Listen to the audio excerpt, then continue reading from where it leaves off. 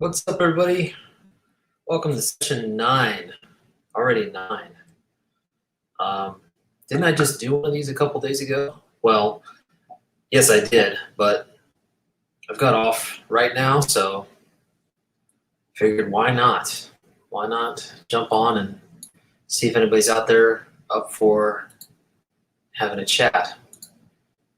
Figured I'd get another one in here before work picks back up again.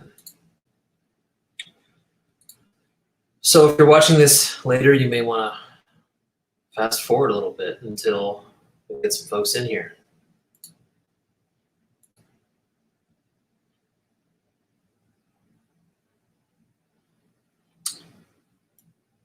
Really got to figure out my Wi-Fi situation in this room. The signal is not so great for streaming. And I hope that doesn't come back to bite me. We'll see.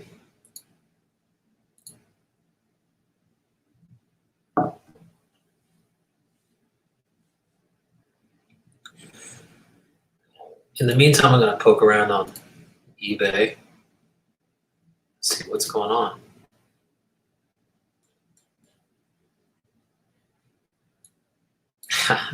Somebody just came in and left. Nobody likes to be the only person in the room. It's always awkward.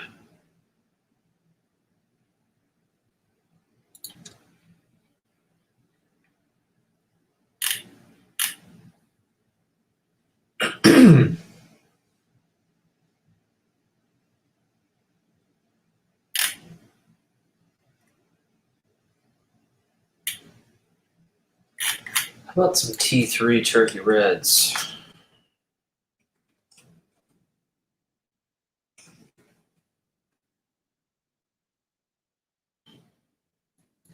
Let's go ahead and jump on. I'm just gonna totally unprompted. I just saw some Turkey Reds and somebody mentioned them recently. Figured, hey, why not? Just take a look at some of these. This is a beautiful one. Fred Merkle, Mr. Boner himself.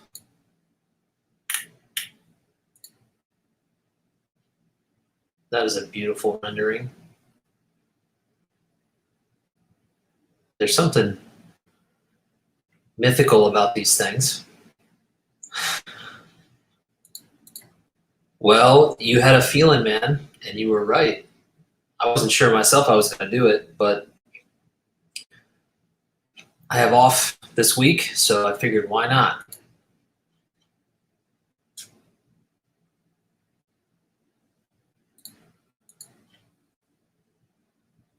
Let's take a look at some more of these.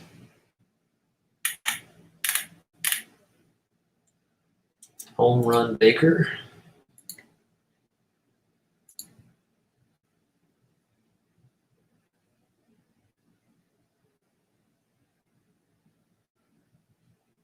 The artist definitely spent a lot of time getting Home Run Baker just right, and a lot less time worrying about the grandstands back here. You can see it's really kind of impressionistic. This part over here almost looks like a little kid did it, but it works because everybody's looking here, right? Everybody's looking at Home Run Baker.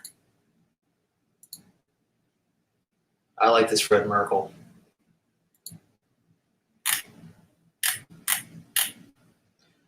This one I'm a fan of too. It's Red Murray.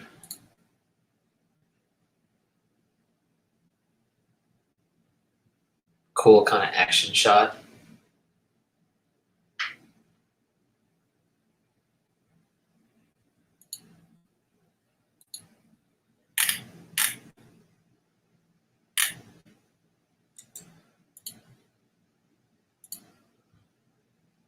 Bill Kerrigan. That's awesome. Wow. This one has a lot of detail.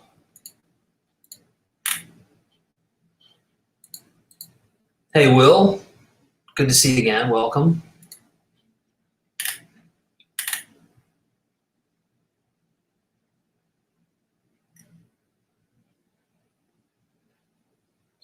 Yeah, these are really beautiful. They're huge. I don't have any of these yet. I've I've been looking at them off and on.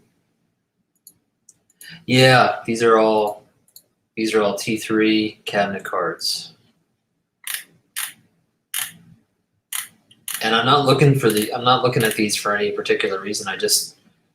I saw one in my previously viewed.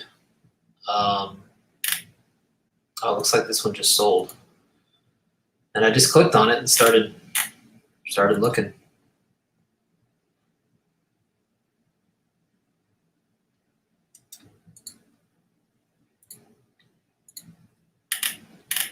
I mean, that's just pre-war baseball right there, encapsulated.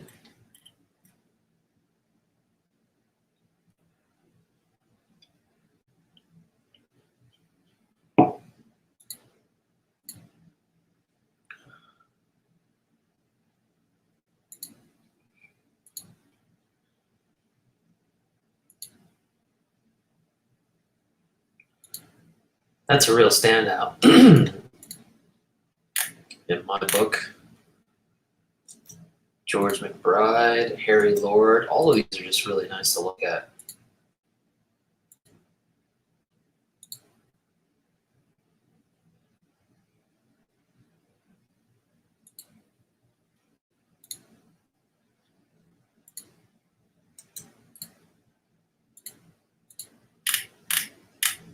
You can see the registration of this one's a little off. If you look at the line on his face here.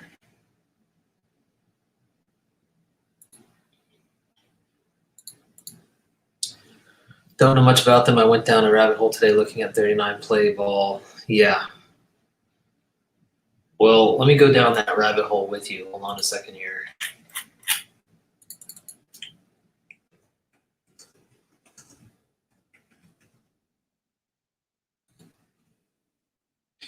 Yeah. That was the card I thought you were talking about.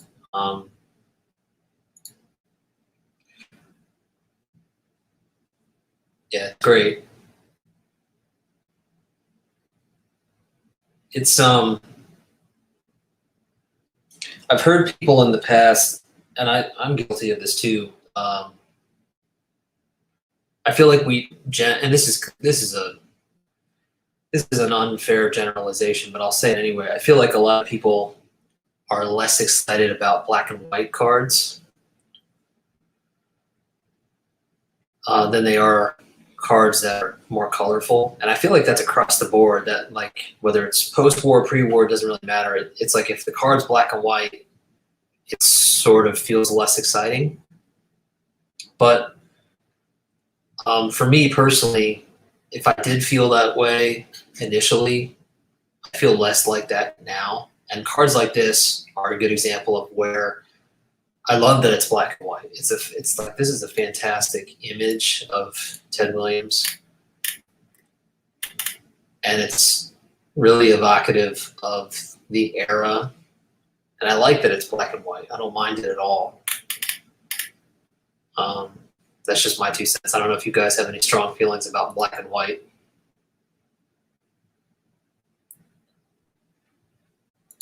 Hey, thank you so much. That is really good to hear. The oldest one you have is a 40 play ball.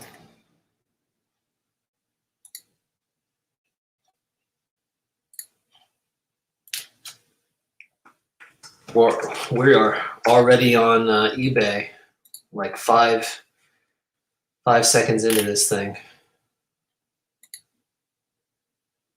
I don't think we were on eBay at all last time. Yeah, that's a classic image of him.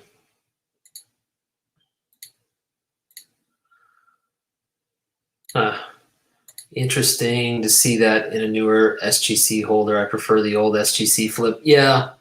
I think there are a lot of different opinions about that. I've gotten used to the new holder,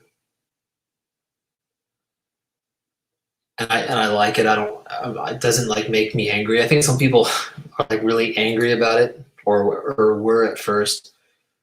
If I had to pick, I probably would pick the old SGC flip myself, but I don't mind the new one.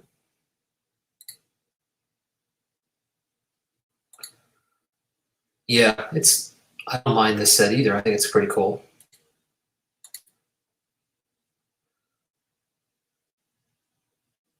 Okay. Yeah, I can't say I've been looking at the same Ted Williams that you're looking at and the Joe DiMaggio. I've definitely noticed centering being an issue. And it's one of those things where each of us has our own OCD thing. Mine is centering. I'll hold out forever until I find a centered copy of whatever the card is. But there's a certain point, I think, where you gotta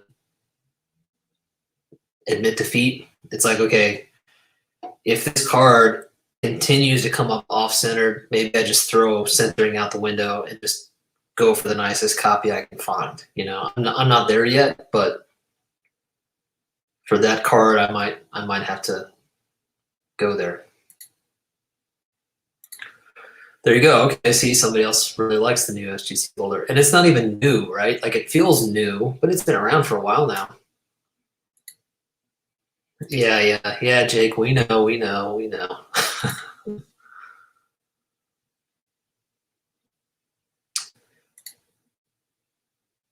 Yeah, same here. I'm okay with it, but I prefer the old one too.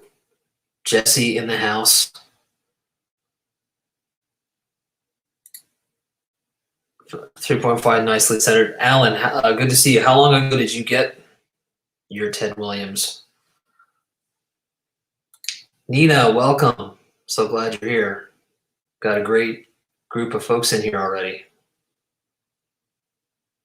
Just been live 12 minutes here and got a great group.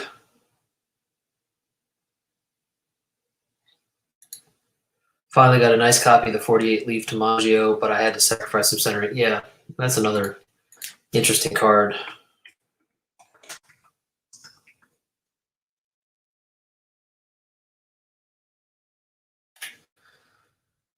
And just doing a quick scrub through here, you can see some serious centering issues.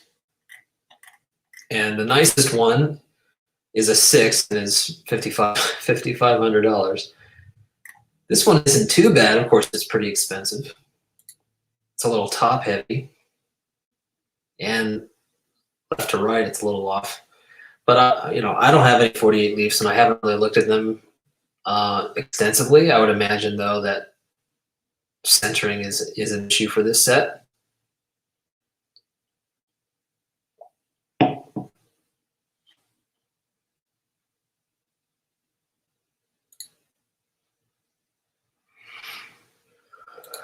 Reese, don't yell at me, man. Good to see you.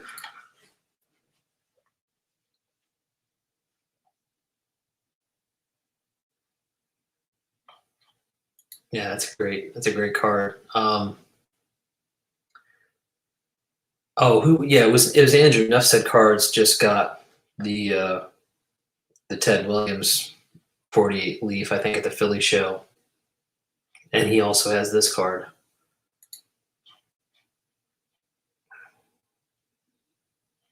Oh, I know, man. I'm just messing with you. And see now you got everybody screaming.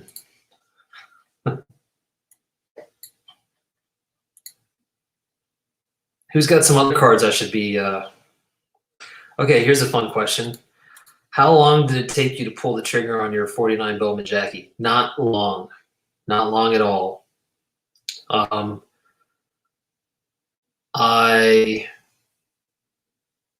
mean, I guess for some people it would be long, but for me it wasn't.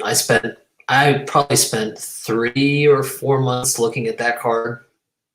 And by that, I mean like every day going on eBay and scrubbing through and seeing new copies come up. And this was, gosh, several years ago. And at the time, there were lots of new examples of that card showing up. And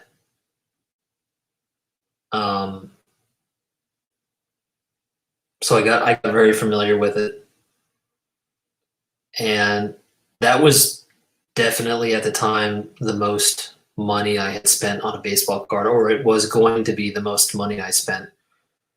And that's one of those cards where, as everybody's saying right now, I'm glad I got that card when I did, because that card would not be on my radar right now.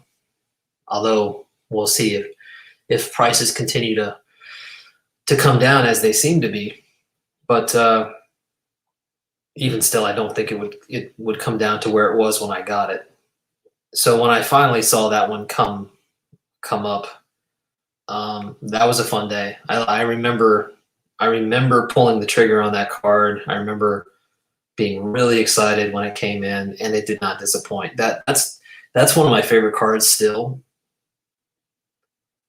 And that card, when I got that card, I remember thinking, I want to try to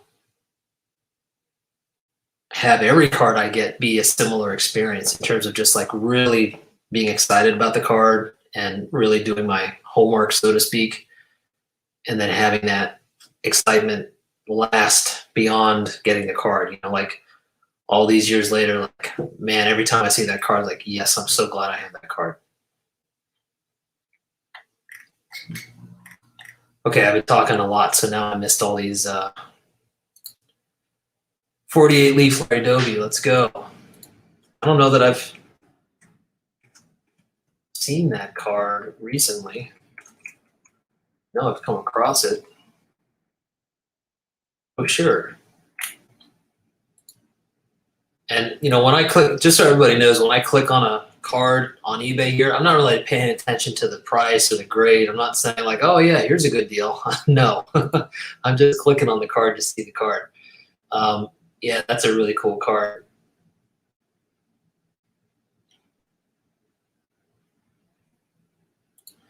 Yeah, well, here you go. You have some folks who know and can confirm that 48, 49 Leafs are difficult for centering. I feel like you can say that about a lot of vintage cards, right?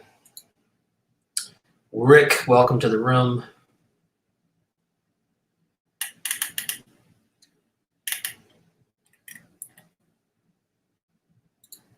Any advice on buying vintage on eBay? I almost won a 56 Mantle one, but I got outbid at the end.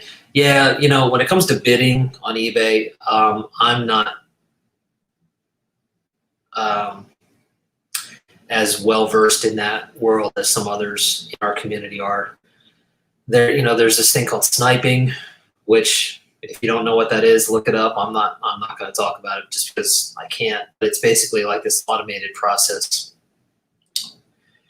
to throw in a last minute bid at the last second, and you know you're up against a lot when you're trying to bid, especially on a huge card like a Mantle.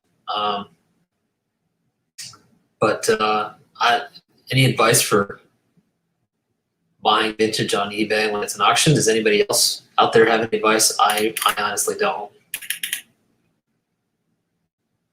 For me, auctions are, I don't know, like everybody else, hit or miss.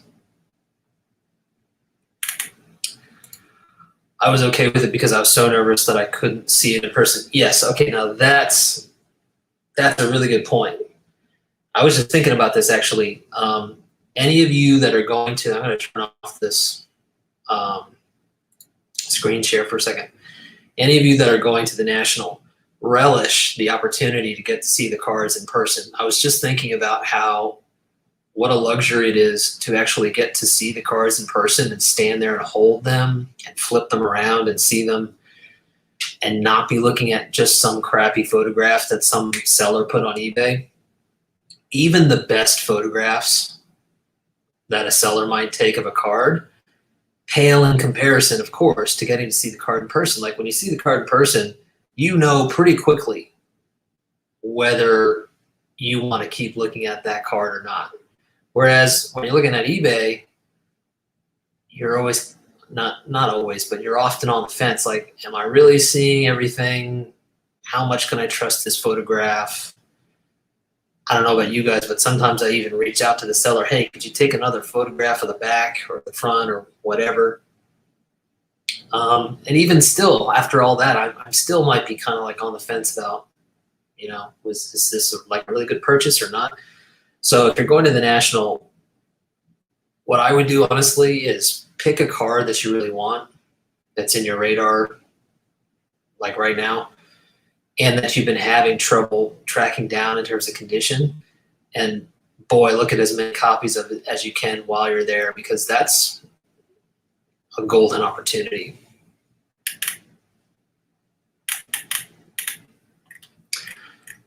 Okay, again, I've been talking a lot and I've been missing. Let's see.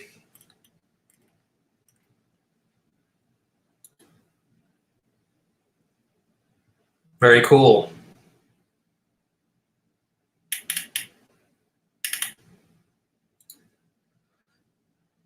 Don't be jealous, man. Anytime you want, I can, I'll send you a picture of it. You can hang out with it. Let's see. There you go. Yeah. Well, I'm happy to hear that. And, Jake's a great guy. And yeah, I mean, to me, like taking the time to be careful about the cards that you get it's fun. Like, it's not just because, you don't have to do the crazy stuff that I do, but hey, there you go. I like that you put yet on there, Nina. It may happen someday.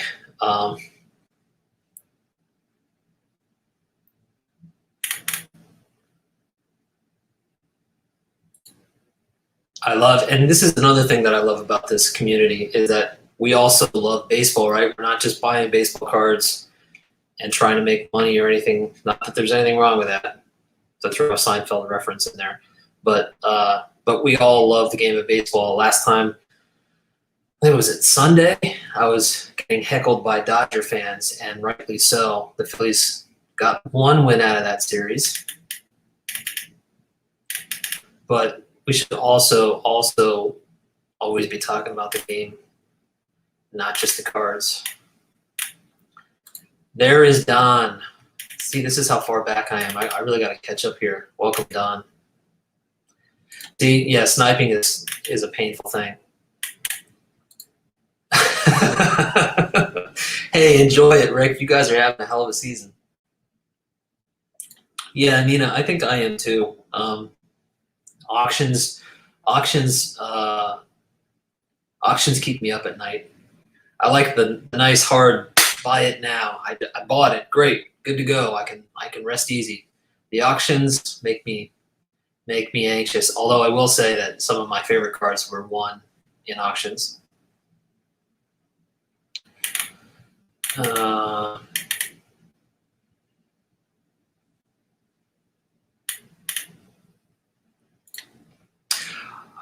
Oh, okay. You're talking about, sorry, so I went on, and you were talking about something completely different.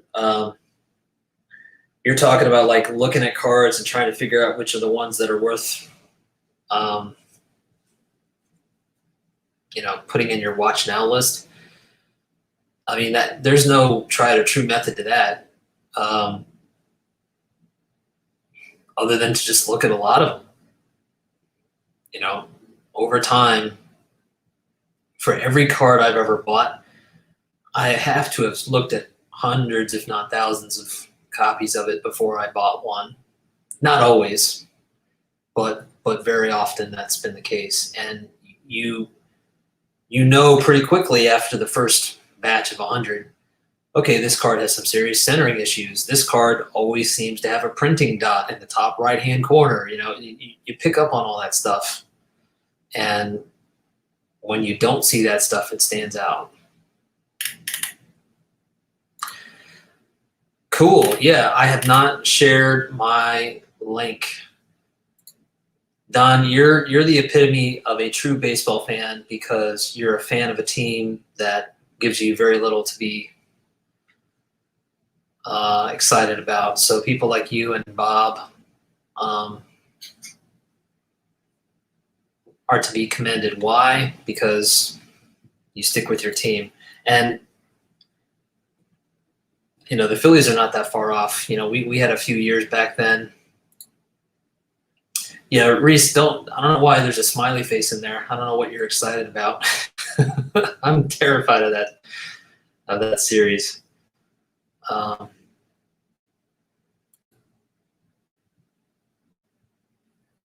Anyway, I said I was going to share this stream here. So, yeah, the Phillies had some good years, but they're right back to where they were when I was a kid. We have a couple star players and then a disaster of the rest of the team. All right, so here is the StreamYard link. Anybody that's interested in popping in, you're more than welcome to join and chat a little bit. You do not have to stay for the whole stream. If you can only stay for a few minutes, that's totally fine. If you've never used StreamYard before, trust me, it's really easy to set up. And would love to have you. So welcome to all of you if you want to. Billy, welcome.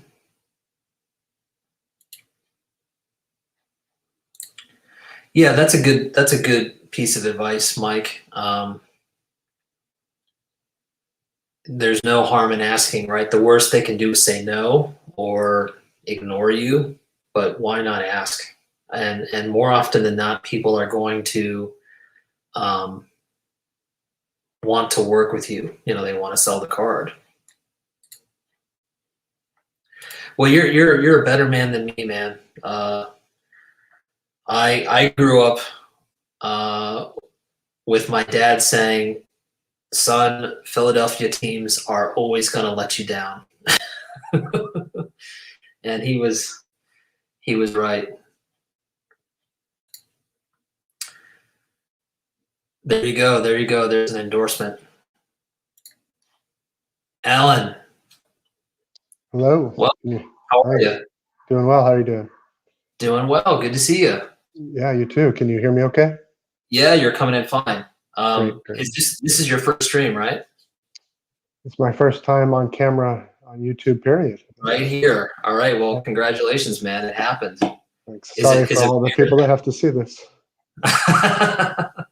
I can delete the video afterwards. It'll be this mysterious happening. Yeah, I was joking with Don earlier. I'll need to get the witness protection. Right. Disguised voice. Yeah. Well, it's great to finally see you. I remember when I first went on camera, it was probably for a contest response or something like that. And I was really, really nervous. And now here we are talking to a bunch of people. So, yeah, whatever. We only started, we started my channel because my daughter, she's 10, she wanted to start a YouTube channel badly. And so our compromise with my wife was that we would do something like baseball cards, but she couldn't be on camera. And so, right. We agreed that I wouldn't be either. But she's asleep now, so we're safe. Okay, we won't tell her.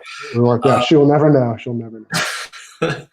Well, that's one of the things that's so fun about your channel is the collaborative nature of it. So I've always wanted to ask you, like, how's it going so far with her? Like, is she into the cards, into the history? She is, definitely.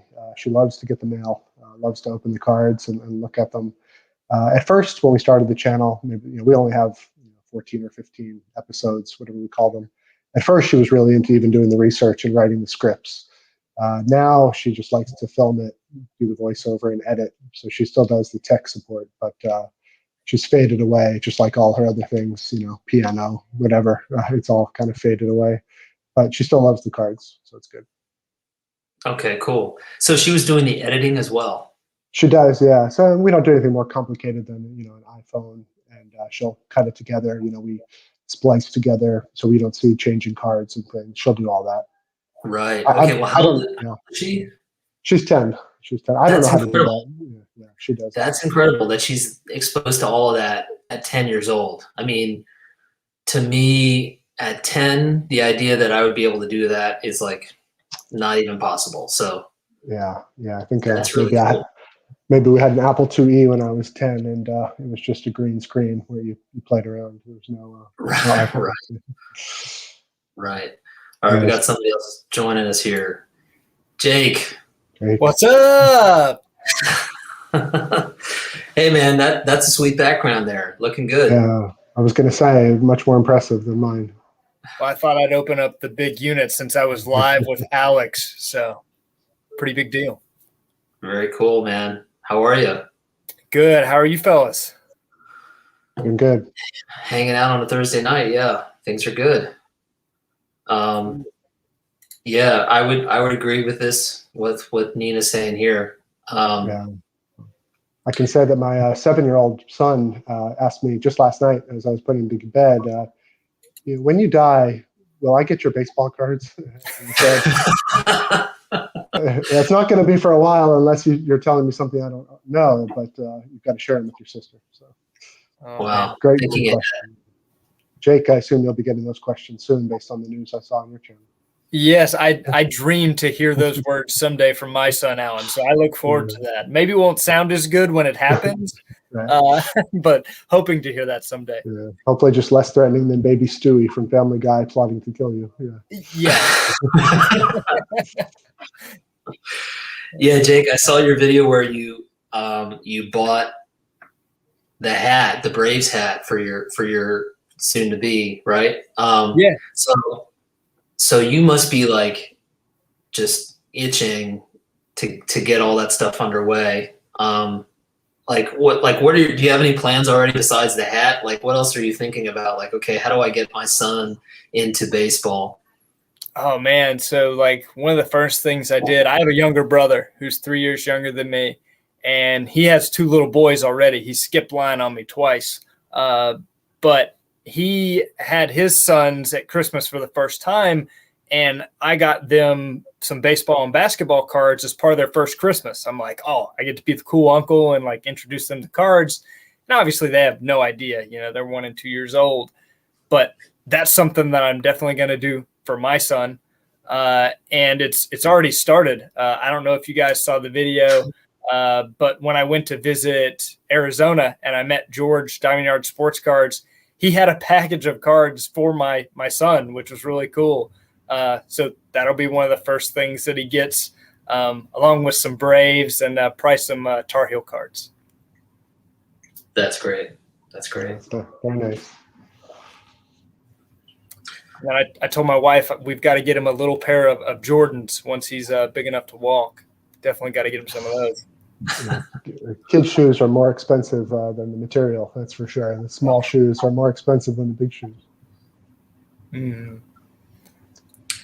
Well, I don't have a kid on the way or anything, and that's not happening anytime soon. I would love to get that worked out someday, but I do have a nephew, and he's 2, almost 3 years old, so still way too young to really understand, the concept of baseball or anything like that.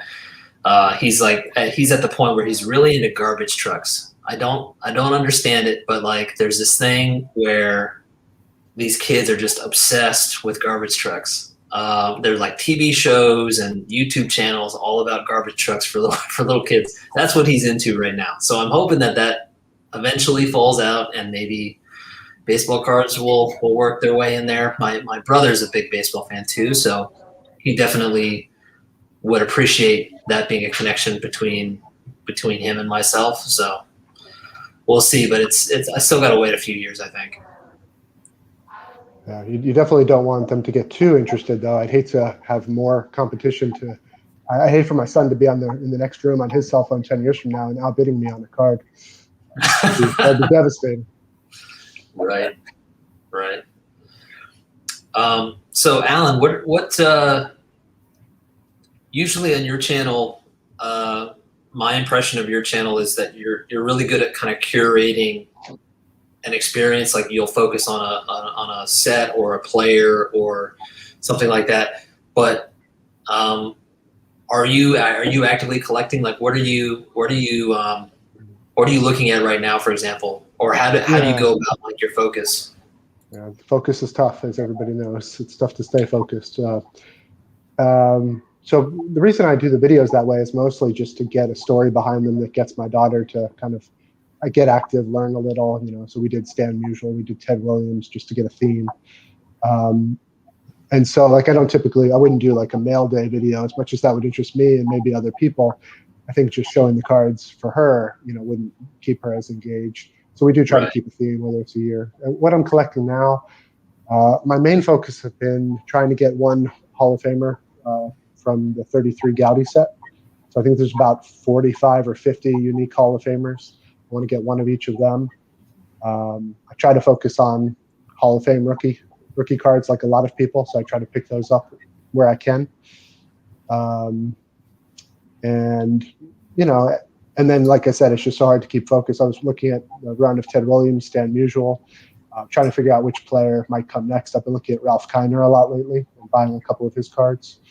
And I think the last one is probably 50 Bowman. That's not 53 Bowman or anything near that. I like the shape and the size and the images of the 50 Bowman set. And I have the Robinson, luckily, so I've been looking to add. I've got Campanella and Vera coming in the mail now, so I'm looking forward to getting those. So yeah, wide variety, but all kind of, I try to keep it basically 61 and prior is my focus historically. Yeah, I can appreciate that. Yeah, I mean, I obviously 53, right? But once I took the blinders off and finished that set, I mean, so many of the other Bowman sets are absolutely amazing. Mm-hmm. The only thing that bothers me a little bit is just, I know this is common for 33, 34 Goudey as well, and some of the older tobacco cards, the repeat of the images. So, it's tough for me to, I did the Ted Williams run, and I bought the 50 and 51 Bowman. I felt like an idiot. I could just look at one of them twice, and it's really the same card. It's like a different cutout of the same card. Slightly different. I think I brought them. I've got a few cards down with me. I could show both. It's like one's you zoomed out versus zoomed in, like you're on a digital camera, and they duped me into buying both. I mean, I feel like I got to defend Bowman. Topps is just as guilty, although I think Topps gets away with it because they did like for example the 54 and 55 and even 56. Like some of those players had the same shot used. Yeah, 55 and 56. Yeah, but I guess they get away with it because the background changed. Budget cuts. Yeah, everybody faces budget cuts in their companies, right? You gotta cut corners. And plus, what I also love about it is they were not thinking that people were going to be as crazy as we are now about the baseball cards. They're thinking like, okay, we need to get another product out for that year for the kids, and who's going to look at all these cards together? No one was thinking that this was going to happen. So I mean, they were selling other products. The cards were sometimes secondary. So I've got the. You can see these, the 50 and 51 Bowmans, just basically. Oh, yeah. I can see, a little bit more of his knees maybe. Otherwise, it's extended. So, right. Yeah, but you're right. 55, 56 is similar in Topps. Some of the images, like if you pull out I think I have both Aaron's here as well. You'll be able to see the exact same thing. Right. The images here. Oh. They're out of the way. Yeah, there you go. Yeah. So nice different backgrounds, great cards, but same side profile. For sure. Yeah, Jake. I mean, I know you always have like several projects that are going on, but is there anything that is like your primary focus right now? You're muted, Jake. You're correct. I have a million projects going on at all times. To give everybody an example, if they don't know already, I'm collecting 33, 34, 38 Goudey, 39 through 41 play ball, 47 through 66 exhibits, and 51 through 79 Topps, 52 through 55 Bowman, and 52 through 55 Redman. So pre-1980. You could pretty much. Not everything, but almost. Almost. That's a great list. Yeah, I love those play balls. Oh, I love play balls too. 40 play balls, one of my favorites. Plus my Hall of Fame autograph baseballs. plus my Hall of Fame bobbleheads, plus my Hall of Fame autographs.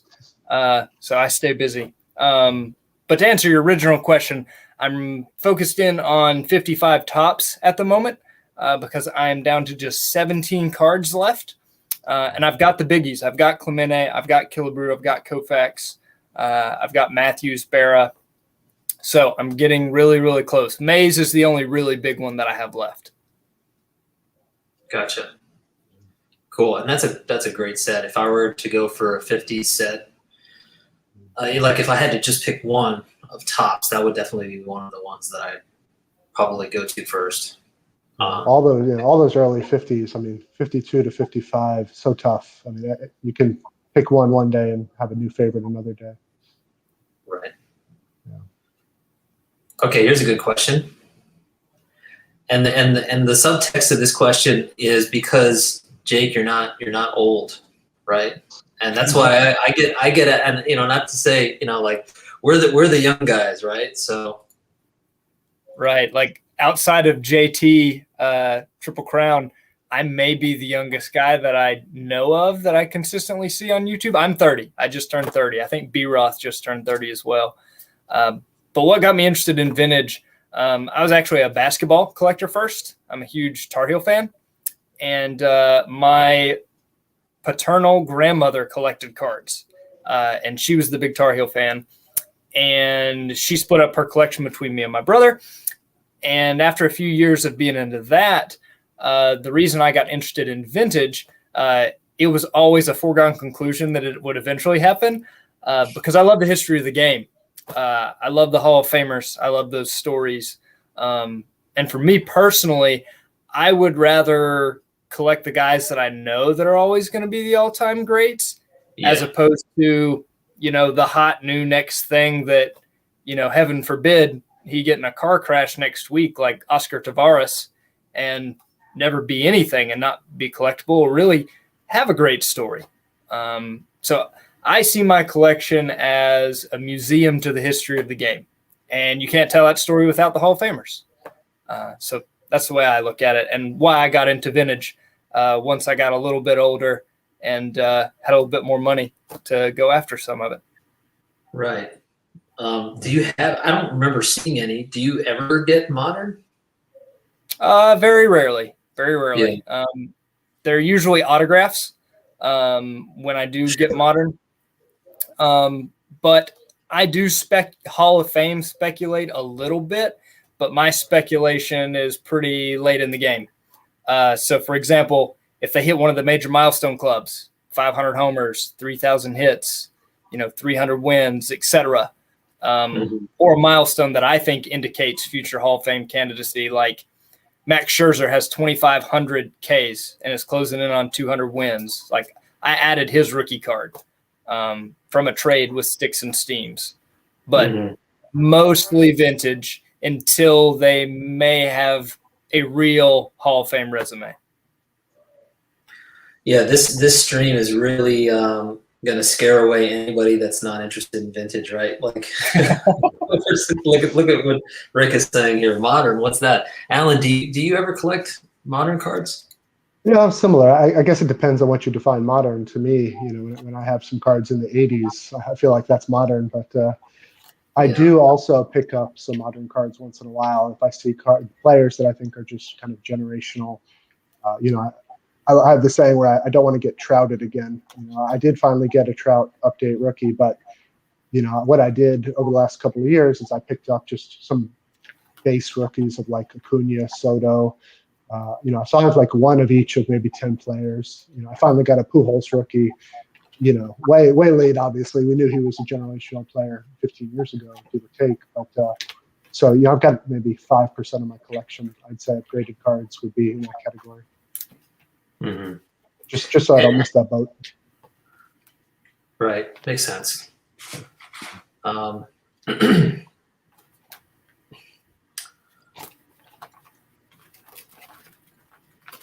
You're talking about 50 Bowman, Alan.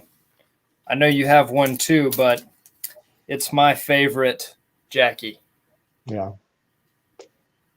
That looks really clean. The registration's good on that one. Got mine somewhere here too. That's any full batting pose, better than a portrait. The 49 Bowman Jackie is great too with the color, but when you can get the action shot like that, it's classic. Yeah, that's great. Hey, that's okay, because I will say, to Nina's comment here, opening packs is fun, although it's kind of a lost art because there are no packs to open anymore. But I used to like going to Target and just randomly buying a pack just to open it, and like open it while watching a game and just sort of looking at the cards and kind of figuring, all right, like who are the players that are kind of hot right now, and just to kind of like live in the moment, like so that as a collector, I'm not always thinking about baseball as being something that happened 60 years ago because I'm looking at cards from different eras. But we'll do that too. I'll buy 3 boxes or whatever you call them these days and give one to each of the kids, and I'll open one, and we'll just open them together. We'll kind of take turns and see what we get. Yeah. My son got an autograph. I never heard of the player, and I still don't remember his name, but he was thrilled. He's the only, telling everybody he's the only one that pulled an autograph. So it's nice. Yeah, it doesn't take much. Yeah, you can go out.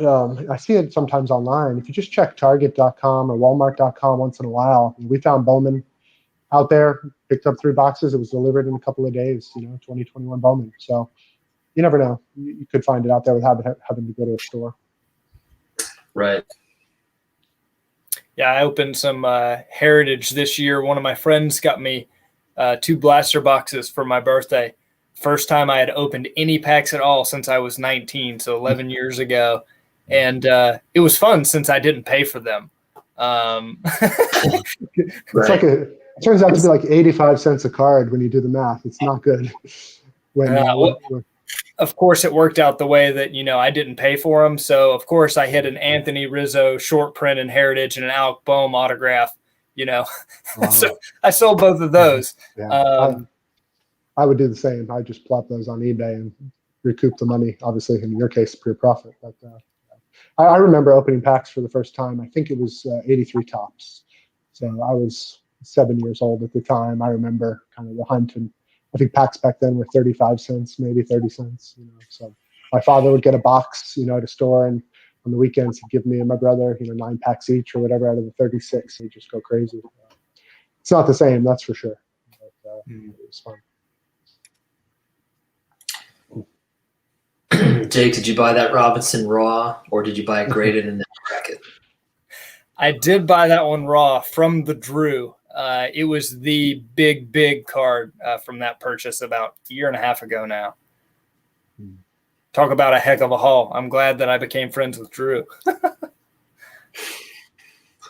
Yeah, the Jackie Robinsons, those are the cards that have, I think, multiplied the most out of the vintage. Him and maybe Clemente. Yeah, I'm happy I got the Jackies that I did before things went crazy because, obviously I'll never get the 48 Leaf, I don't think, and 52 Tops is now out of reach, but I was able to get the others. Man, that 52 Tops is just insane, and I love that card, but I just don't get it.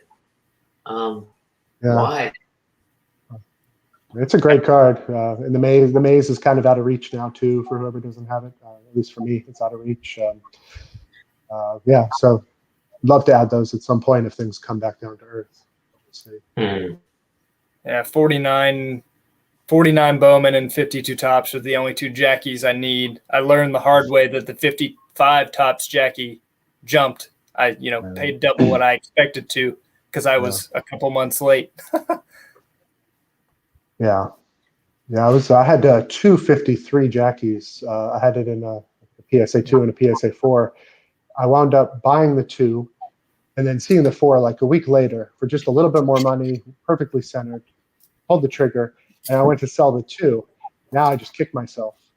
But I didn't just keep both. But, I obviously don't think of these as investments, and I didn't think of it back then. And if I could have sold that 2 for 3 times what I paid for the 4.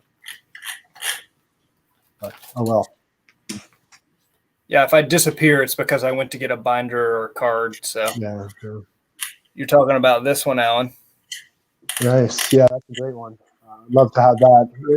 I actually prefer some of these other cards more. I don't have the 51 Bowman either, but the image on that's pretty dark compared to the Jackie, but just a great card. Obviously, the display of the name, the graphics is great. I traded a set of Red Sox lettered nameplates that were autographed. The biggest name, there was a David Ortiz, but the other guys were no names. I traded them that I had like a couple $100 in for that and a 52 Tops Bob Feller. Wow. That's like a 5 good years ago. deal. Yeah, it's like the story of buying Manhattan from the Native Americans. It's a big haul. Yeah, not too bad. I'm just looking at this card here now on eBay, and even a PSA 1. Look at this. Yeah. I mean, eBay's eBay, and maybe you. Yeah. I mean, it's not bad for one, but is it like this price is crazy? Yeah. It's hard to tell with the buy it nows, as you know. Just some people. It's funny. You'll go on Facebook. I do some of my buying on Facebook, and I know not a lot of people do yet, but in this channel, at least from what I've seen, they haven't commented on it in the past, and people will talk about pricing, refer to prices, and you should see the onslaught that people will get if they post a card over comps, or just try to sell something for over comps. But you could just go on eBay and everybody's 50% over comps, and nobody can really voice their displeasure in the same way. So it's kind of ironic. Mm-hmm. Right. Sold listings are your friend. What's that? Sold listings are your Yes, friend. that's right. Yeah, I spend half my day, on 130 Point or whatever channels I can get my hands onto to see what's sold. Of course, when I'm not working. This is a good point. I forgot that it is a high number, and high number. all those things come together: the set, the player, the high number. Absolutely. Yeah. It was accepted as his rookie card for a while, was it not? Yeah, first Tops. So yeah, people Topps. kind of like the mantle. They call that Right. his rookie, and it's not. But look at the Eddie Matthews. Can you justify paying $5,000 for a Matthews rookie when you can get a Mays rookie for the same? Just because it's a short print, it's hard to justify. I'd love to see this card that Carlisle's talking about. So somebody had a 52 Robinson. It was so badly cut that another card was on it, and it was mantle. So you could say you got 2 for 1. Yeah. If you market it the right way, you can probably sell it for a lot. Yeah, I don't think I have many 50s. I think the only 52 Tops I have now is Duke Snyder, and Feller's the other one I wanted to add. I just haven't been able to find the right one. I've seen a lot of other channels pick it up this year. Great examples of them. I think Andy might have gotten one. I can't remember who else, and I've just had it on my list for a year and couldn't find one yet. I just saw a 3 yesterday of that card. That was really nice. I'll see if I can find it again, and I'll send it to you. But yeah, that's a great. I like that card a lot. The sort of yellow background. Yeah, just a great image. I haven't been as focused on the Feller run as I have on some of the other players, but I'd love to build that run. I don't have the 38 Gaudy, but I've got some of the others from like 49 Bowman. Feller, I've been seeing a lot of Feller cards this year. I think maybe in part because he's a fantastic Hall of Fame, iconic kind of player where his cards are still reasonable. And so it's like, okay, I'll focus on this guy while everything else is out of control. And the funny thing about Feller is that, I like to joke, it's almost harder to find something not autographed by Feller than it is. He was kind of the first guy to do shows, and he's been, he lived a long time. So I actually went to pick up the 50 Bowman, and I got this. I don't know if you can see the auto at the bottom, but I paid. Oh, yeah. I basically paid for this. That's awesome. To probably get, an SGC 4 or 3 for. I figured, why not just go for it? It looks clean. I'll get the nicely centered. Looks great. Nicely centered. Yeah, I love this. The image of him. The 52 Tops, I think I like a little more, but like I said, the 50 Bowmans are what I'm aiming for right now. So I went ahead and got this one. Yeah, that one's on my short list. That's a great one too. Yeah, and I like that he's off to the side. I think it's like he's like warming up for the game. Let's see.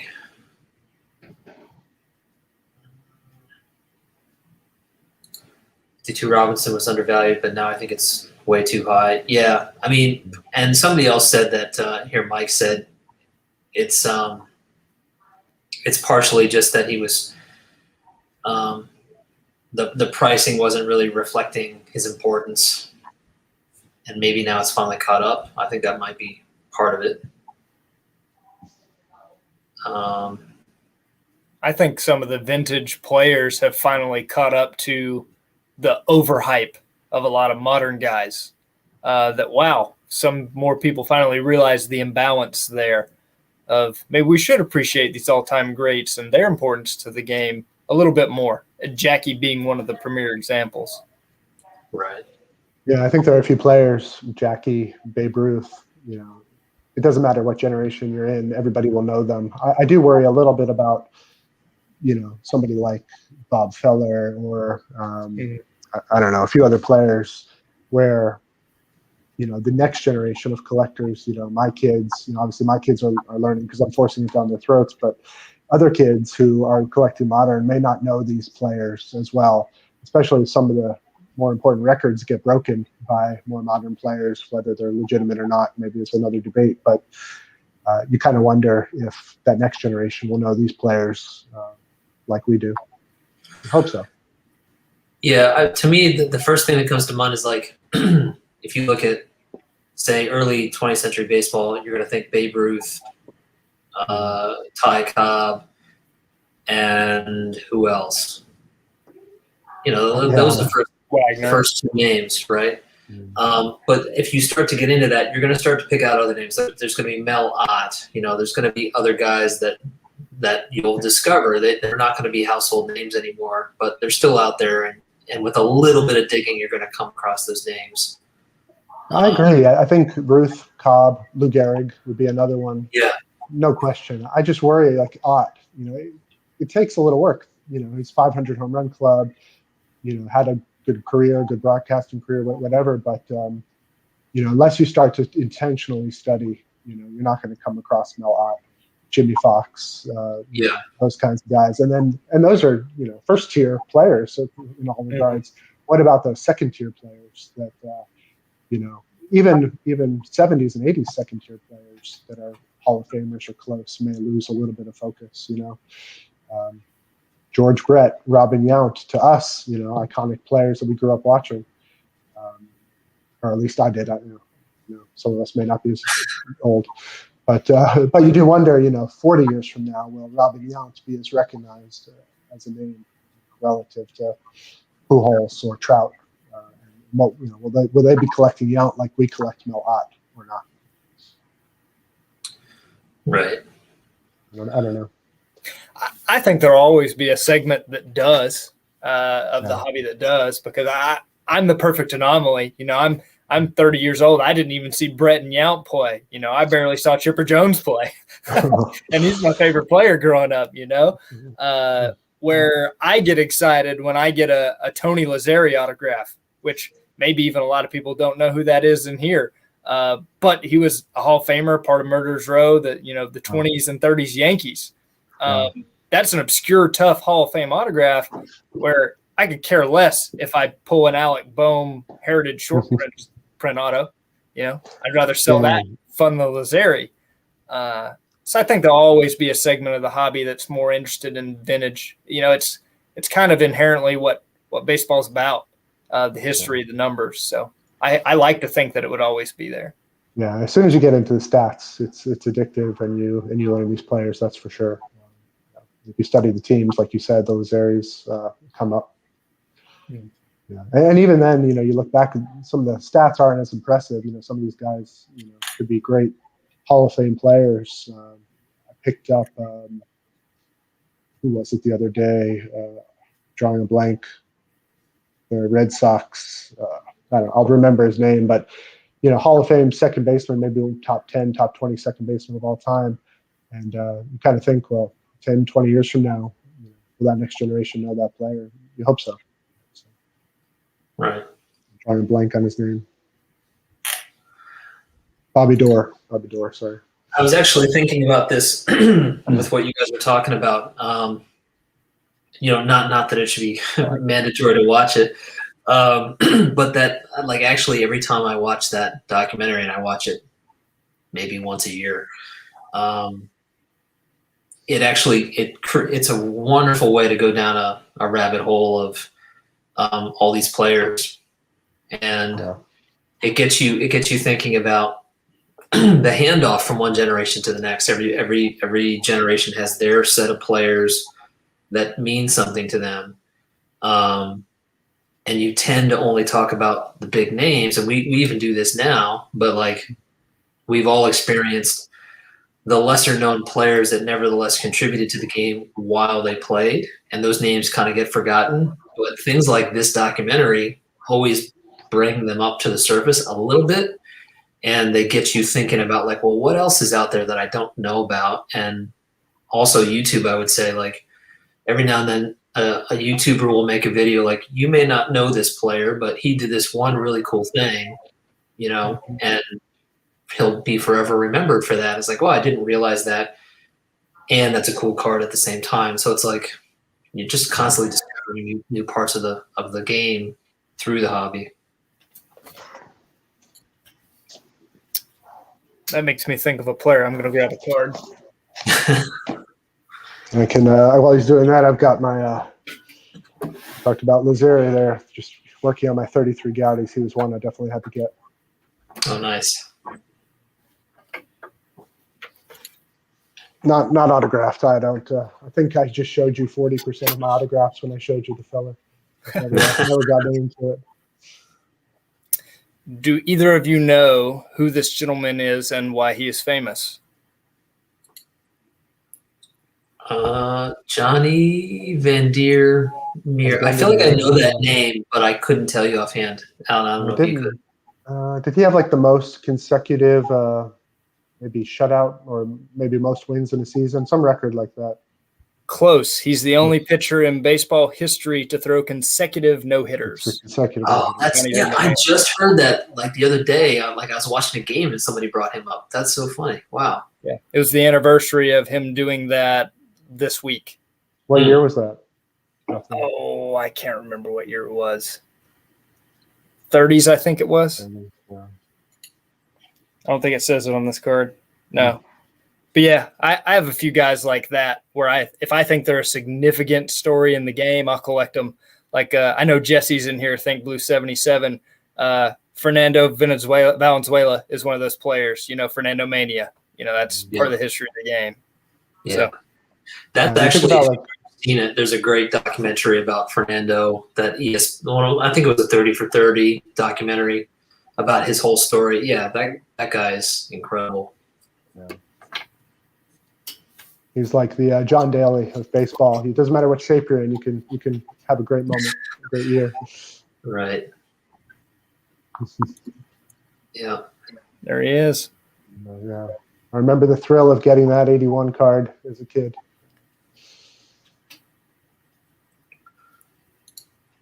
This is a great idea. I know a lot of us are reading baseball books.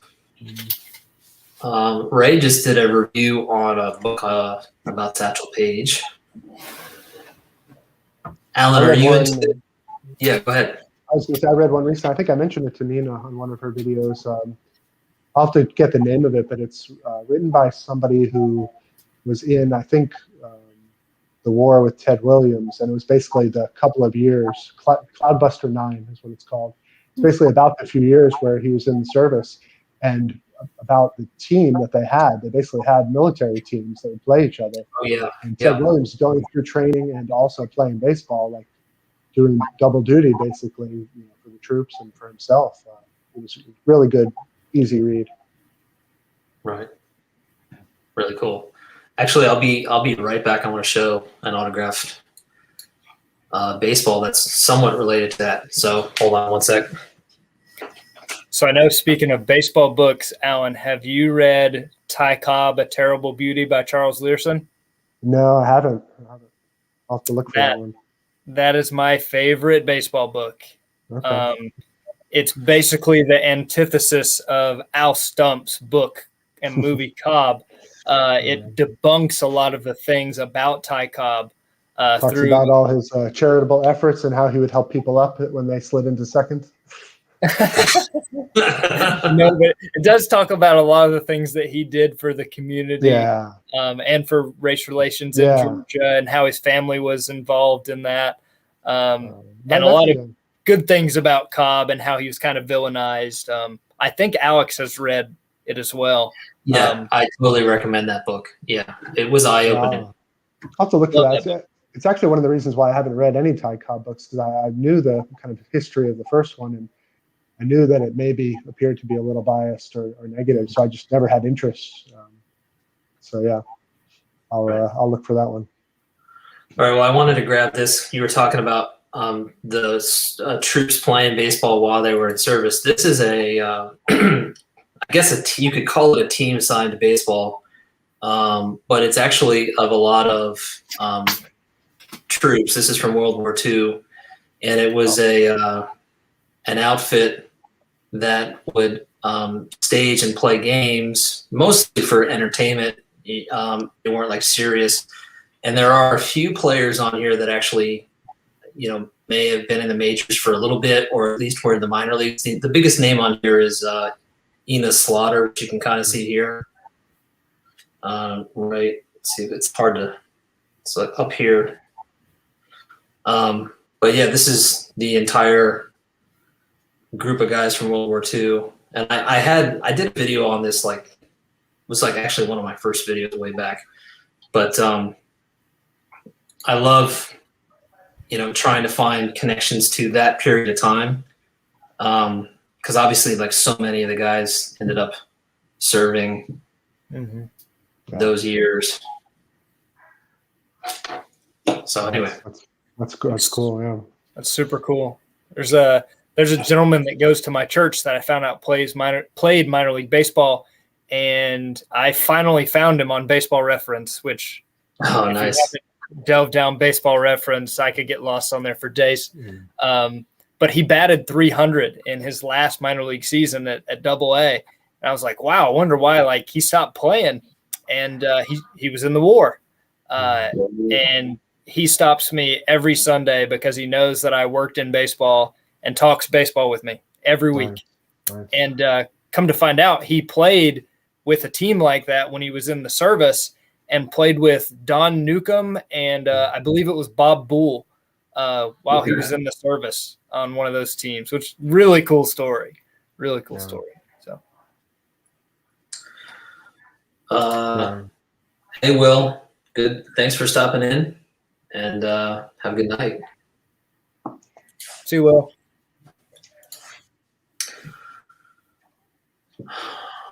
All right. So what else is going on? Anybody have any topics or anything you guys want to go over? Baseball, YouTube, national, anything? Wish I could be at the national. Yeah, I'm also passing. I'm passing this year too. I've got a couple of trips with the family finally planned for July, and I also am, a little skeptical. I hate to say it, but I know prices are softening a little, if you want to call it a correction, whatever the term might be. But I think when you get that many buyers and sellers together in a big hyped up event, I don't know that pricing will necessarily be in the buyer's favor. And you also factor in, at least for me coming from Atlanta, plane, hotel, if I'm not going to spend more than the cost of the trip, it just, I might as well stick to my old purchasing route. So I might plan to try to go next time. 2022. And the other shows too, I hear a lot about, and I've seen videos from James, the Leaf Hunters. The Dallas card show looks great. Maybe those are a little bit more feasible to get better deals, hypothetically, if you buy my hypothesis, than maybe a big show like the National, where you can have shipped in, people from all over.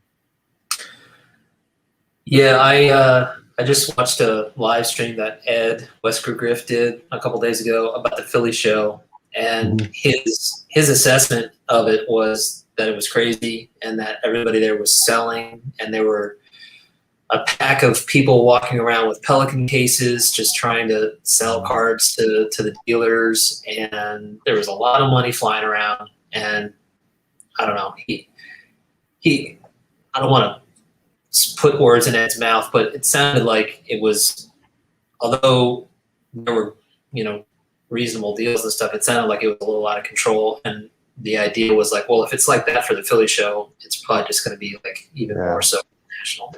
Yeah, I don't want a baseball card show to be like Disney World. You don't want to have to fight the crowds and wait in line. Right.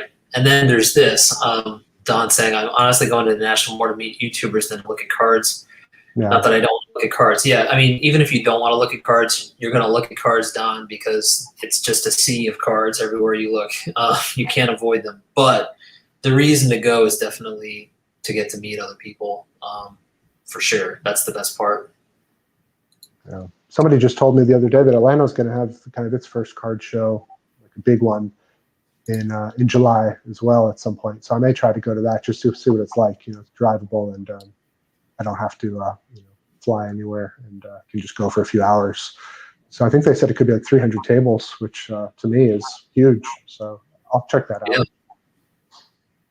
Yeah, I haven't been to the National since 2013, and that was long before I was on YouTube. So I've always wanted to go back to try and meet a lot of people. Just hasn't worked out since I worked in baseball for 7 years. Not really an option to leave during the summer, but now I don't. So hopefully next year, when my son is not being born, I can come meet a lot of you guys. I don't date myself too much. I think the last national I went to was the only one. I think it was around 1989 in Atlantic City. I'd have to check the date on something I have in my room. But my grandfather, I'd go to New York in the summer, and my grandfather liked to gamble. And so we went over, my brother, I, and him, and he gambled. We went to the card show. It was great. Cool. Adam's Card Closet. I'm going to my first national looking for a couple big rookies and to hang out with the community. That sounds like a great plan, Adam. I mean, for me, like, it's a good idea to have a goal going in for stuff that you're looking for. And in a way, when you get a card at the national or, whatever you end up getting, it's a way of like marking the occasion and making it a memorable one. And again, hanging out with other YouTubers is what makes it so much fun. What rookies are you looking for? Yeah, Adam, let us know what you're looking for. And Carlisle, I think I know the show you're talking about in Marietta. I'm not sure where you live. I'm in Roswell, just north of the city. But the one in Marietta, I think, seems to be more modern than anything. But if you look up the website atlantanationals.com, you'll see the Atlanta show I'm talking about. So Reese was at the Philly show, and they did have a lot of vintage, but it was crazy. You had to hunt for deals, lots of sellers and cash. So that's what to expect, I guess, for the foreseeable future. Yeah. The other thing about card shows that I don't like as much is if I have a certain budget for the year, I spend a lot of it in that one day. What am I going to do for the rest of the year? I need. That's a good point. Yeah, when I went to the National, when I knew I was going, I saved money for a year. Yeah. Makes sense. So Adam was looking for a Pete Rose rookie. That would be a huge get. For sure. Looks like Alan. You'd spread it out, or I'll go crazy. There you are. Oop. There you are. Oh, sorry, it must have been my Wi-Fi. All good. We have all sorts of problems like that on this. So it's a great excuse for work. It's a great excuse for work meetings, but it's bad when it's fun. Right. Yeah. Right. Hey Lou, this is a great card to go after. That's an awesome card, the Pepto-Bismol. Mm-hmm. That's one. When I buy cards, I think we talk about the kinds of cards we buy a lot. I'm not usually going for anything high grade, but I do like the eye appeal. Yeah.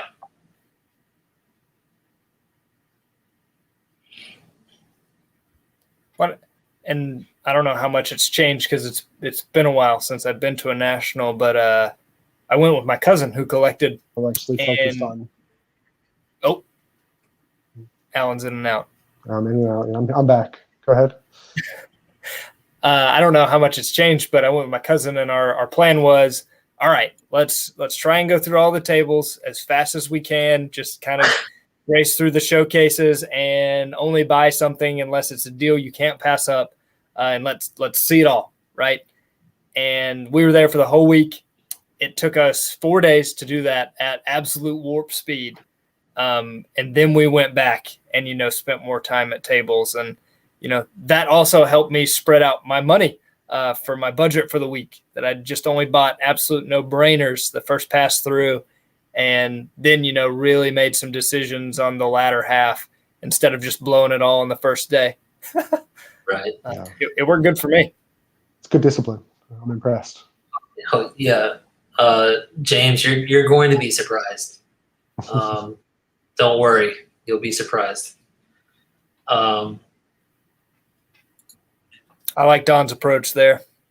Yeah, that approach gives me a nightmare. You're very methodical and planned. You have your PowerPoint. I know. Because Don's more like the average collector. It's not even like, it's not even a lot. It's more than a lot. It's too much. It's actually too much. There's too much at the National. There, I said it. There's too much. And the idea that like, I'm going to walk around and I'm going to come back. It's like, no, you're not. You're not going to remember where the hell that table was unless you took a picture and like wrote down table 2,516. Like, you're not going to find that table again. So that'd be my advice, is like, if you like something and you want to remember it, like, do a GPS recording of where you are, because you'll never get back there again unless you do. And try not to get lost, because, man, I was, yeah, I was like overwhelmed. Doesn't even come close to the feeling. And here's a piece of advice. Find a YouTuber who has been to the National before and follow them around. I followed Enough Said Cards around, and that was a learning experience, because in this sea of like craziness, he knew certain tables and he had relationships with certain sellers, and he was able to like really target what he was going after for his collection. And that was a really big learning experience. So if you are wandering around, it's like, when you find a table that has stuff that you like, spend some time there, get to talk to that dealer, make a note of which cards you like, take some pictures, and like remember what the booth number is, and move on. Because if you don't, it's just like stimulation overload. At least for me, it was like I was lost. There's my fire and brimstone speech. Bring water. Yes, bring water. Bring a backpack. Hey, Max. I see Billy Watson said that he went to the Hickory show. That's in my neck of the woods. North Carolina. It's a pretty good show. I didn't know they had one up there. I'm up in the Charlotte area quite a bit, up near Lake Norman. I'll have to check out their calendars. Okay, Alan. I'm in Stanley, right outside of Gastonia. Yeah. Nice. So there's shows in Charlotte, Hickory, Salisbury. Okay. All around here. And I went to the Spartanburg show about a month ago in South Carolina. Yeah, I saw there was a Spartanburg show. How was that for vintage? Is that the one that was at the fairgrounds or whatever they call it? Yeah, it was at the fairgrounds. It was pretty good. About like most shows, you've got guys that are nothing but modern, and then you've got, your sector of vintage. It was probably 60-40 modern, I would say. I think that's probably 2 to 3 hours for me. So it's not terrible. But like I said, I'm in Charlotte 5-6 times a year for weekends or longer. So maybe I'll check out their schedules. Yeah, it's on that like circuit of shows is on the website called Inside Pitch Promotions. It's got all those in Raleigh and Greensboro, and one other one that's further east from me, like Winston-Salem, maybe. Yeah, okay. That's a little farther, yeah, but yeah, okay. Yeah, that one's too far for me, so. Yeah. Yeah, water cache and comfortable shoes. Definitely. Definitely a must. This is an interesting approach, Max. I don't remember you doing this, but I'll take your word for Good plan. Uh, it. Hey, take care, Nina. Great to see you. I mean, I think Nina's another one. I don't think I've ever seen her on her channel. You just hear her voice, right? Yeah, I think she may have done it once, but Okay. yeah, that's always there. There are still some tubers that I think have never ever shown their face, which I respect. I didn't do it for a long time. Yeah. Jake, were you ever just cards, or did you always have your face? I think I've done that like twice with no face. My first ever video, I had my face in it. There you go. But I was a public persona for work for years, so Oh yeah, of course. normal Yeah. for me. Yeah, I mean that's really what it is. Is like people are like really not cool with being on camera, and you get used to it after a while. Yeah, Max, you've had a channel for ages, longer than anybody else here, I think. Did he ever go back to making videos? Because I haven't seen one. Not recently. Every now and then, Max will come out of retirement. Come on, Max. Come on, man. He's got good stuff to show too. Oh, James apparently thinks I look as good as Lou does. Now that's a compliment.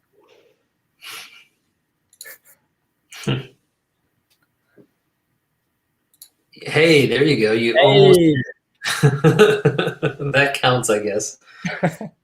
Hey Lou, I'm so glad you said this. Last national I went to, I brought some Aleve. Definitely bring some back pain medicine. You know, like I definitely needed it.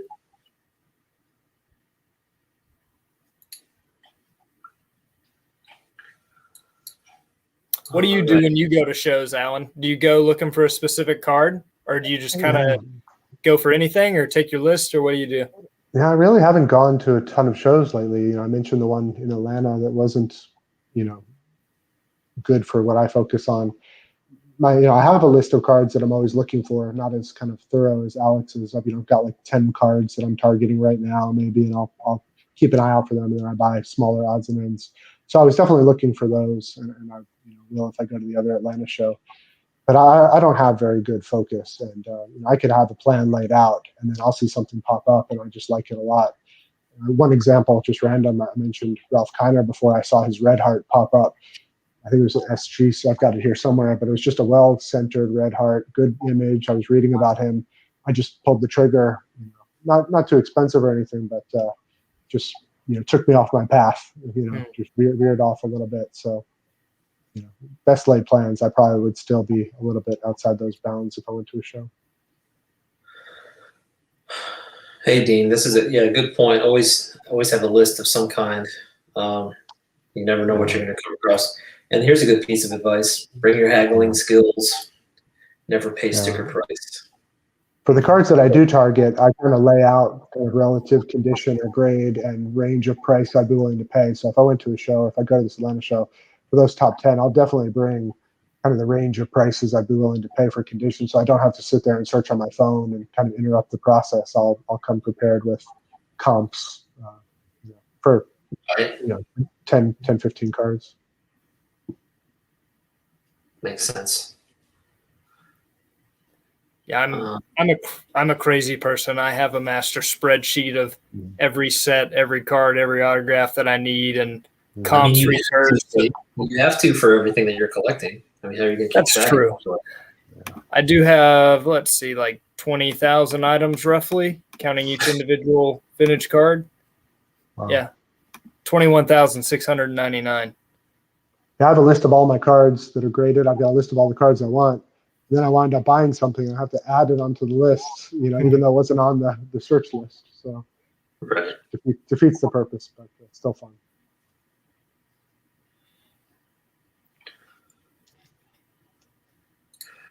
Billy, I'll I'll make this easy for Jake. He collects everything. Thanks, Alex. You can be more specific. Here's the if anybody's interested. Here's that Kiner I picked up just randomly. Oh, nice. Looked good to me. He's not top tier Hall of Fame or anything, but love the Red Heart set. I don't have a lot of them, and That's a was sweet reading card. just about him. I think maybe first 7 or 8 years of his career, he led the league in home runs before the back injury. So he was about Right. So just to me, he's kind of like a Feller. Obviously Feller had a full great career, but he's like incredible stats, not well known compared to some others. And weird to see him. I mean, it's cool, but weird to see him in a Cubs uniform. I think Yeah, Kiner, but yeah, still a great card. that's right. This was kind of towards the end, that's for sure. Right. I'll answer Yeah, Billy's question in the short version.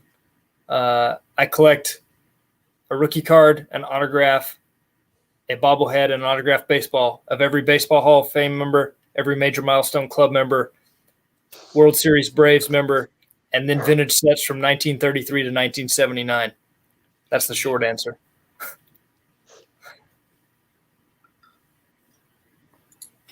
Oh, this is the backstory behind Kiner. Oh, Kinda yeah. wanted- the Pirates purchase. She said we can come in last with you or without you. Right. Right. Yeah. I think Again, by that point, the injury was really taking its toll. He was going down 30, 40 home runs a year down to 20. I don't think he played many more seasons after 54, if I remember correctly. right. That might have been it. I don't remember. Yeah, that's my only Red Heart I see Don mentions. I know he likes to mention his Musial. I've got my Musial Red Heart with a big crease in the middle. So I've offered to trade him maybe in some kind of exchange program for our Musial Red Hearts because I think he's got a really nice one. Yeah, the Musial and the Mantle are on my want list. Yeah, I never Mantle's one. I never got into. I'm a Yankees fan. I definitely appreciate the history. Born in New York, but I never got into Mantle as much as others, which is maybe lucky to a certain degree. I've got the 56 and a few others, but I have no desire really. Obviously, I wouldn't say no desire for the 51 or 52, but just relative to price for another card, I'd much rather have right now the Mays rookie than the Mantle rookie. All else being equal, I know prices are different, and just I think I appreciate Mays more. Obviously Mantle had different injury history and all that, but luckily I never got stuck in Mantle. Yeah, I have like 2 or 3 of his cards on my want list, but yeah, I'm not really a player run kind of person anyway, so it's not really the road that I go down.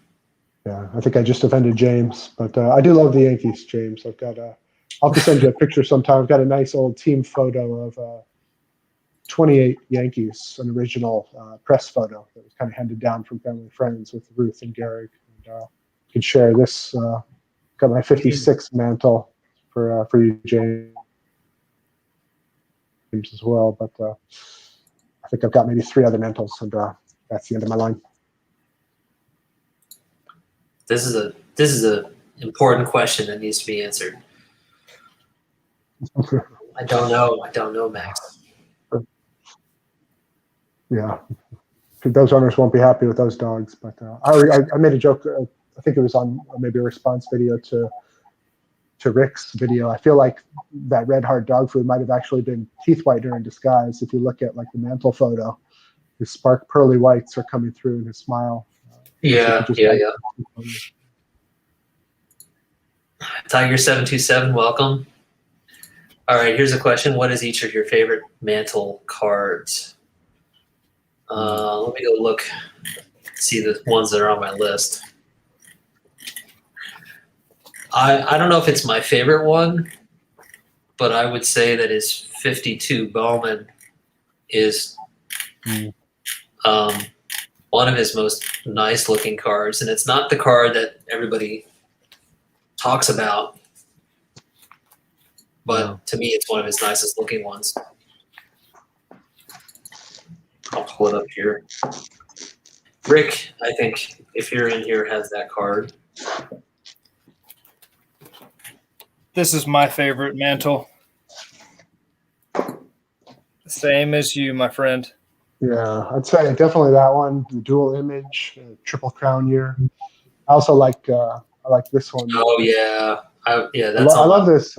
Just the clouds in the background. I also have I like the Ted Williams. But just the image of him here, similar to the Red Heart portrait, but with the nice background. Mhm. Yeah.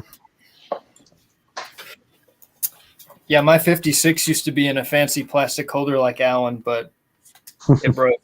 It broke. Yeah, it's unfortunate. Sounds like a bad accident. You're looking for that one, Nice. Alex?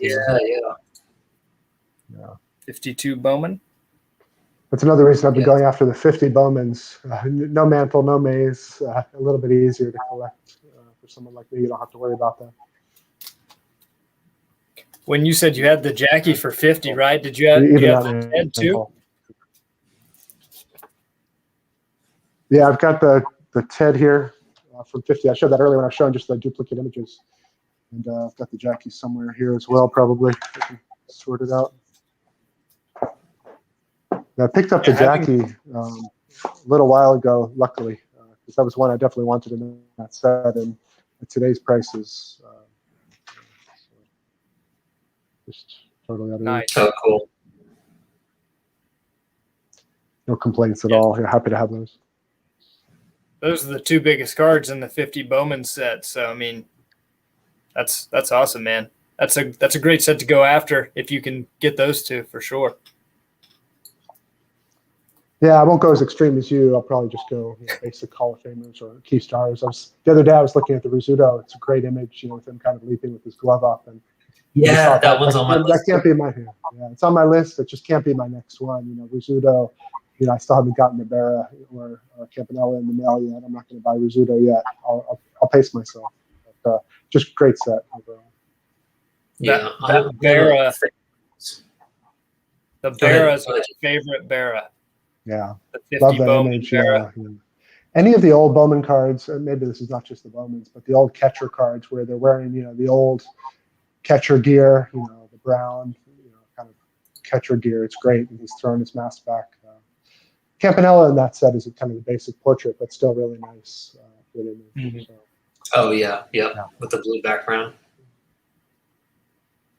yeah, I picked up a few others. I picked up the 51 Snyder. I think, Alex, you showed maybe the 50 or 51. I think they're also kind of the same image. Yes. So I'm debating whether or not I actually go get the 50 now that I have the 51. I don't want to double again. Yeah, as I recall, when I'm dealing with those two sets, I compare the two and I go for the one because I know one of them doesn't have the name and one does, and I forget which is which.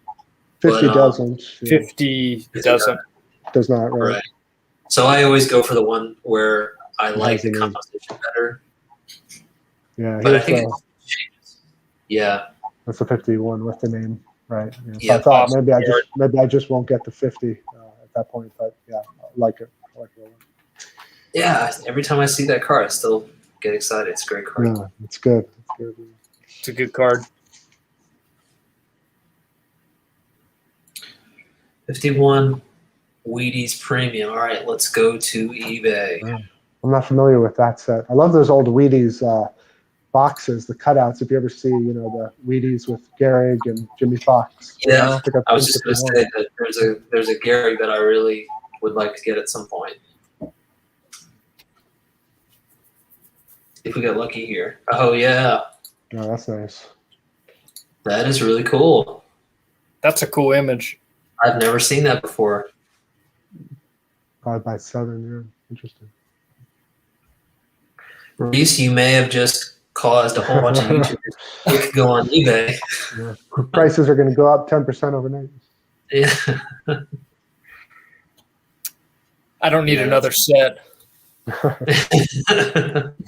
The Gaudi premiums are nice. If you go back to the older Gaudi premiums, also I don't have any, but I love those. I think there's one of Fox where he's kind of leaping. His glove is up in the air, like the Rizzuto image that I mentioned. Just great photo. Yeah, suddenly this card is going to go from $200 to like 600 in like 5 minutes. Yeah. Jimmy Fox is another guy that I've been adding to my list. Just he's actually one where the prices haven't been softening as much as I would have hoped. I think his cards are a little bit more rare. I picked up the 33 Gowdy as part of my set, but I haven't been able to get a 34 Gowdy. They've been too high. I've got a few of the others as well, but I kind of like his history, his story, his stats, all good. Yeah. I picked up my first playing days Jimmy Fox this year. It's the 34. So. 34, nice, yeah. Yeah, it's actually, again, same image as the 33, basically. Just, the 34 is a great set with the loose says at the bottom. I was just going for the 33s. At the time, I was able to get a good deal on one. Now I missed the boat for a while anyway. I've got his 38 Gowdy. That's actually my only 38 Gowdy. I've got the one without the cartoon artwork somewhere. That's a tough one to get centered, but I picked that up as well. Just I love those cartoon cards. Yeah, let's see without the glare. So I picked up that one for Fox, and then also the DeLong. It's my only DeLong. Also, yeah, those are so the fun. Gehrig here. I'd love to get the Gehrig in this. I think some others have it, but I'd love to get that too. Yeah, those cards are great. I mean, the Gehrig is just in the stratosphere, but there are other really nice ones in that set. Yeah, my favorite Gehrig that I'd like to get eventually is the 34 yellow background. I know some people don't like it as much, it's kind of the portrait. I just love the color on that. I've got the 34 with the other background, and I've got the 33 Gowdy, but I just kind of went on what was available for right pricing at the time. Sure. I haven't been able to make the other purchase. That's the only 38 Gowdy I've got there, Alan. Who's that? Joe Ducky Medwick. Ducky Medwick, nice. Yeah, I think James mentioned him. Triple Crown winner. Nice. Yeah. I was and that's one of the ones. That's the one with the cartoon there. So much better with the. You almost kind of wish they would have done a little speech bubble with something coming out of their mouths about something. But yeah, I love it with the numbers and the stats on the outside. Yeah, those are fun. Yeah, there's a lot of great cards in that set besides the Fox and that. You've got the DiMaggio Feller. And, I really want the Feller. I really want the Feller. Yeah, that's a tough one now. I mean, that's really his rookie. James mentioned the Diamond Stars too. Yeah, Diamond Stars are a great set. Just images. Yeah, we could spend an hour talking about that set. It's amazing. I think I just have one of those, but yeah, I'd love to add like the Hank Greenberg if B. Roth wasn't hoarding them. Yes. I don't think I'll ever get any. No, they're tough.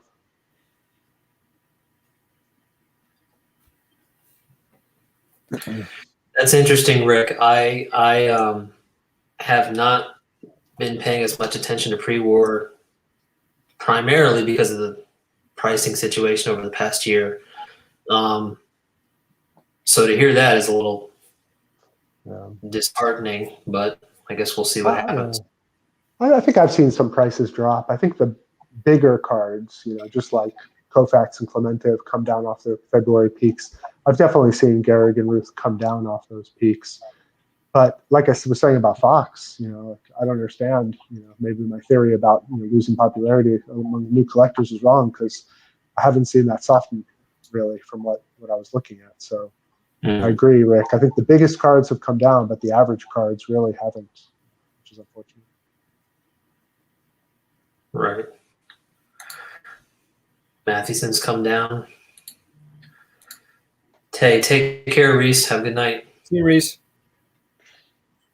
Christy Mathewson and Walter Johnson, two others. We know about them. We talked about them, but if you ask the average, 10 people, who's the best pitcher of all time, are any of them going to say Walter Johnson these days? That's my opinion. May not be yours, but I think a lot of people might know Nolan Ryan and Tom Seaver and 70s, 80s, and current pitchers. But I just hope that those next generation understands the things that we've been, learning. my son will know about them, Alan. I Yeah, promise. yeah. I don't have a lot of like T206 type cards. Definitely not like some of the others. I think I have 6 in total, but yeah, those were some of the earlier vintage cards I picked up graded just to make sure I had like one Ty Cobb. I just wanted to target those first. So I got Cobb, the Walter Johnson, the hands at chest, not the portrait, or Christy Mathewson. Yeah, I see Rick saying he's going to have a Walter Johnson showcase. Mine would be 1 card, but I'm sure his will be 10 minutes. Yeah. 1940 play ball, Walter Johnson. I love 40 play ball because of the nicknames on them. Yeah. And so his, it's the big train. So that card is on my short list. So it's probably in the first 10,000. But do you definitely have get do you have it. the shoeless? Do you have the shoeless Joe? I don't have the shoeless Joe. I probably have like 6 or 7 Hall of Famers from the 40 play ball. I don't care for that set. No offense. I just between that and the 41, I like the color. But I have what's been growing on me a lot is the 39 play ball. I just love the kind of the clearer image. I guess the 40 to me is a little bit like grainier and distant. The 39s, a lot of them are great portraits. Like I think I've got the DiMaggio here somewhere. Just looking Say at the DiMaggio. Yeah, just being able to see kind of the youthful. He's not the most attractive player, maybe. Not that I'm one to pass judgment, but still a youthful Joe DiMaggio there.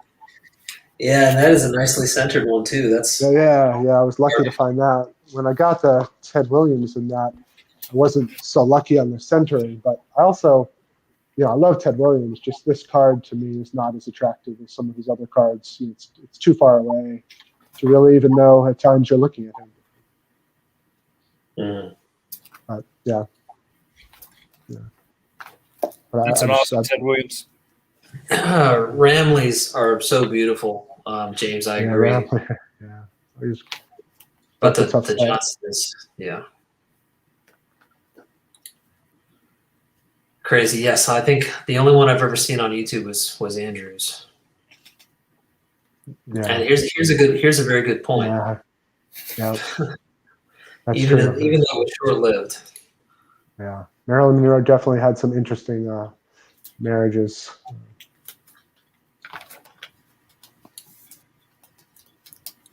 Alan, how can you not love a card like Bob Suitcase? Yeah, that is great. That was great. Yeah, you kind of wonder if some of these guys maybe didn't even have nicknames at the time, and they were forced to come up with one on the spot. Well, first thing came to mind. You say that, and some of them, there are some flops where like this guy's nickname, wow, Jim, good one. Good nickname. James to Jim. James, yeah, crazy. Exactly. I think I'm not sure. I think I've got that Greenberg. I'm trying to remember. The Greenberg and the Williams are the only 2. I think that I have in that set. I can't even find them right now. But I hadn't been buying that too much. Like I got the 39 and 41 DiMaggio. I'd love to get the Leaf. I know you guys were talking about the Leafs earlier, but I haven't picked up the 40 yet. I know Don picked up a card of this guy recently. Archie. Yeah. Archie Vaughn.